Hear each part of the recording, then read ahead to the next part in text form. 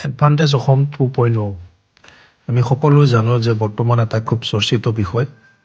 আৰু যোৱা 25 আৰু 26 তাৰিখে অসম চৰকাৰৰ তৎপৰতাত এক অৰ্থনৈতিক যি সামিট হ'ল ইনফ্ৰাষ্ট্ৰাকচাৰ ইনভেষ্টমেণ্টৰ সেই সামিটখনত একচুৱেলি চৰকাৰৰ তৰফৰ বা বিভাগৰ তৰফৰ পৰা কিছু দায়িত্ব প্ৰদান কৰিছিলে আৰু তাত থাকিব লগা হৈছিলে সেই সুযোগতে সামিটখন চোৱাৰ এটা সৌভাগ্য হ'ল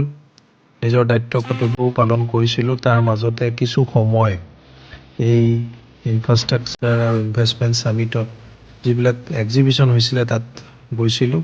সঁচা অৰ্থত খুব সুন্দৰ এক এক্সিবিশ্যন তাৰ ভিতৰত যিবিলাক ষ্টল আছিলে ষ্টলবিলাকত খুব ডাঙৰ ডাঙৰ কোম্পানীবিলাক আহিছিলে তেওঁলোকে নিজৰ নিজৰ কথাবোৰ তাত তেওঁলোকে প্ৰজেক্ট কৰিছিলে মাৰ্কেটিং কৰিছিলে আৰু গোটেই ইনফ্ৰাষ্ট্ৰাকচাৰটো যিটো বিল্ড কৰিছিলে খুব মনোৰম হৈছিলে আকৰ্ষণীয় হৈছিলে আৰু বিশ্বমানৰ বুলি ক'ব লাগিব বিশেষকৈ ৰাতিৰ দৃশ্য খুব নান্দনিক আছিলে লাইটিঙত খুব ধুনীয়া লাগিছিলে পৰিৱেশটো আৰু এই ৰিলটোত সেই তাতে মই কিছুমান ভিডিঅ' কৰিছিলোঁ এইখিনি অলপ ফুটেজ ধৰি ৰাখিছিলোঁ এই ৰিলটোত দিছোঁ আশা কৰিম অনাগত দিনত অসমৰ অৰ্থনীতিৰ এক উৎকৰ্ষ সাধন হ'ব আৰু যিবিলাক MOU চাইন হৈছে সেইবিলাক সঁচা অৰ্থত ৰূপায়ণ হ'ব আৰু আহি থকা প্ৰজন্মই এক খুব উন্নত অসমত